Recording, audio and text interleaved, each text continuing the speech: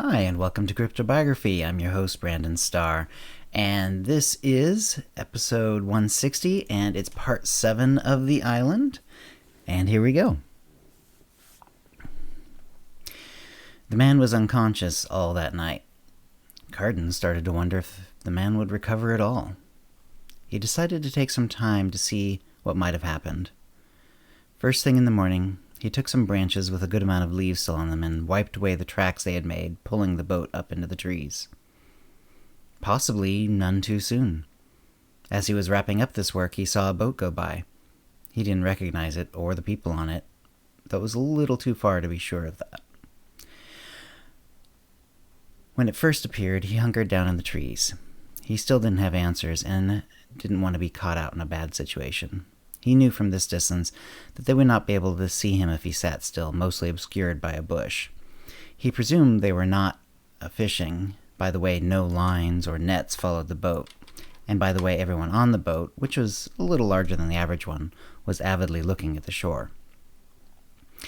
When it was gone, he kept looking out at the sea occasionally to make sure no one else came by looking. But he also spent some time looking over the boat, inside and out. He found very little to tell him what happened. There were no markings to make the boat special in any way, not even a name.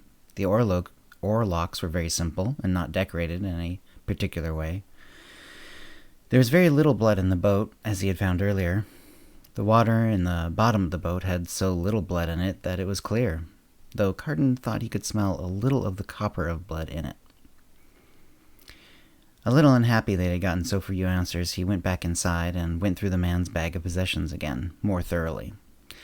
The jewelry was well made, but all fairly simple and would fetch only a moderate price. The clothing was typical for farmers, which tended to make Carden think his suppositions about the man not knowing enough to avoid the storm when on a boat were correct. The knife was of high quality, simple, but unadorned. The money was not a great amount, though some of the coins were of an unusual design. This was not unusual. Coins tended to stay in circulation as long as they were of an easily determinable value. The amount of them here was, however, unusual. Again, he put everything back in the bag and reclosed it. He spent the day helping Gwen by working on the new room while she tended to their patient. The bedroom's walls were getting high now, nearly high enough to start working on the roof. This means of construction was extremely simple. There would be no internal doorway between the new room and the rest of the house. Instead, they were going to put up a porch overhang. The back door and the door to the new room would be on adjacent corners. While he worked, he ruminated on the man in the boat and what he meant. Somehow, though he could not rule it out, he just didn't think the man was a thief on the run. True, he had a knife in his bag, but a knife was a very common item to carry. He somehow felt that if the man had been stealing, the bag would have told the tale, with any stolen items making more of an impression. Over the course of the day, all 3 of the children came and helped. Even Kier, who was too small to do anything with the rocks, helped by smearing their simple mortar on a low part of the wall. It was after supper that evening that the man finally came around. Gwen, of course, noticed first. She was still taking the lead in caring for him. She had eaten quickly. Morgan and Tristan had done most of the cooking for this meal, and then had gone right back to her patient. Carden finished and went in to see if there was any progress. He saw the man, barely awake. Gwen was looking at him, a look of gladness and pride in her eyes. Carden held up a finger, then told their children that their guest was waking up, but was not to be disturbed. "We will let you know about him when we can," Carden said. He walked back to Gwen and the stranger, who was lying down and very close to Gwen. He seemed to know Carden was there, but other than that, Carden could not have told how much the man was aware of. He patted Gwen's thigh by way of silent praise, and then sat down on the floor near them both. Some hours passed. The children went out to play, having quickly got bored of waiting for something to happen with the man by the fireplace. The sun went down, and the room was dark, except for the fireplace, which Carden tended. Gwen gave the man water from time to time, and eventually the kids came in and went to their beds. Carden knew it was very late, possibly around midnight, and was exhausted. He was very close to coming to bed when he finally heard the man whisper, Am I safe? You are, Gwen said. But why would you be in danger? I'm a potention, the man said. My name is Wright. I escaped the church, and they're going to kill me. It has been a day since we found you, Gwen said. Where am I?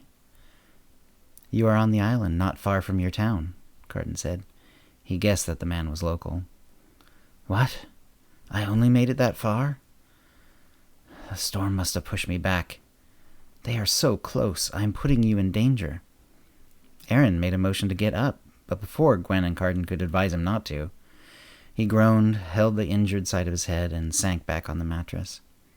Please, you must rest, Gwen said. We can discuss this later. For now, you are safe. No, Aaron said. None of us are safe. I think you'll be okay for now, Carden said. Listen and lie still. We took your boat, and early this morning we pulled it up into the trees where it couldn't be seen from the shore. I saw a boat go by shortly afterward with a bunch of people, all looking up and down the island.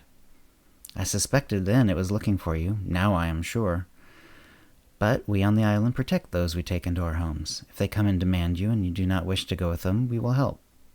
You do not know what you are promising, Aaron said, without opening his eyes. He had his eyes tightly closed from pain. And so I will not hold you to it. I have been just alert enough to know you have children here. I do not wish to endanger them or their parents. Rest then, Aaron. They will not find you tonight, in any event, Gwen assured him. You can let us know why you fear your people so much when you feel better. Tomorrow. They let him rest, and Gwen, being exhausted but now assured the man would not die without close care, also went to bed. Before they fell asleep, Carden whispered in her ear, We must be careful then. I don't think he's a thief. I think there's a darker story here. We may have put all of us in danger by helping him. Not that it would have changed our decision. Yes, love, she replied, already almost asleep. We can only see what the morning brings. And that's the story for today. I hope you enjoyed it. If you have any comments or questions about this episode or previous episodes, CryptoBiography@gmail.com, or hit us up on Facebook or Twitter, and thanks for listening. Words and music, copyright 2020, CryptoBiography LLC, all rights reserved. Characters and events are fictional, fictionalized, or satirical.